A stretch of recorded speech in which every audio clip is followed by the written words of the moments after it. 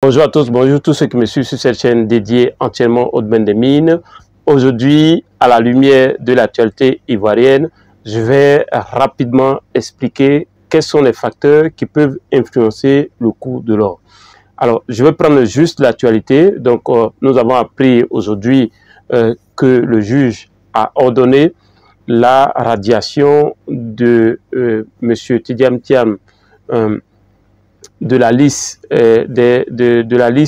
des électeurs au niveau de la Côte d'Ivoire. Et donc, je ne vais pas commenter, je ne suis pas juriste, donc je ne vais pas commenter ni le fond, ni la forme de cette décision, mais je voudrais, à travers cette vidéo, donner un peu, indiquer comment est-ce que un événement majeur peut bouleverser ou peut modifier le cours, par exemple, de l'or, le coût de l'or, ou si vous voulez, peut avoir une incidence, par exemple, dans le domaine des mines.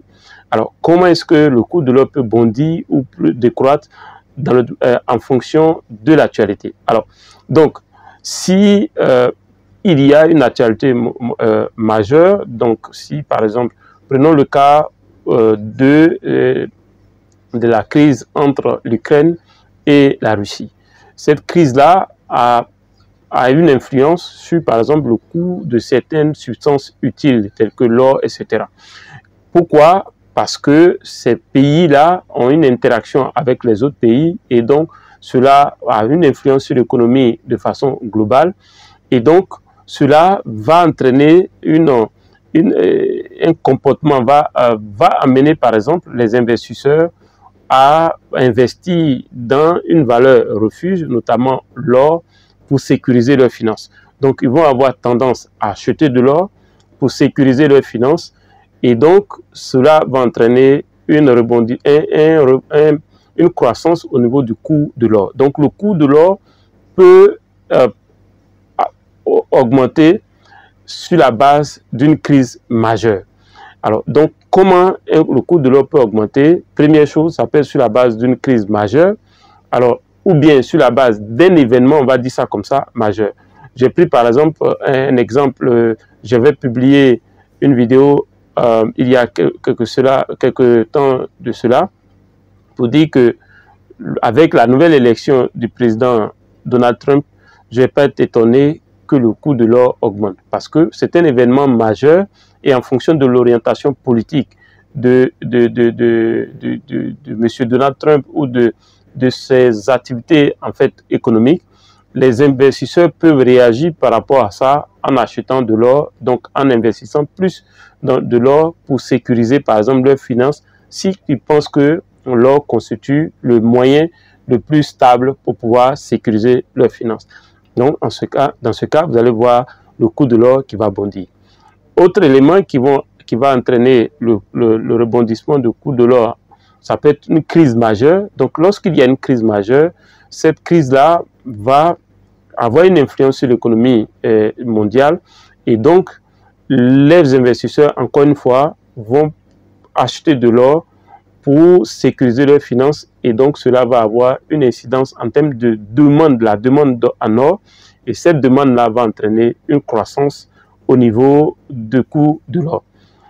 Et autre élément qui peut entraîner une croissance, donc une augmentation du coût de l'or, c'est lorsque il y a beaucoup d'événements majeurs en termes de mariage, de paris. Vous prenez des pays comme l'Inde, très souvent les gens qui sont très riches vont investir de grosses sommes dans des parures, vont beaucoup acheter des parures. Ça se voit en Chine, ça se voit en Inde, qui sont des pays très peuplés, des pays où aussi il y a des gens très riches. Et donc, cette forte demande en parures, donc en bagues, vous voyez les parures, les chaînes, les montres en or, va entraîner une augmentation du coût de l'or.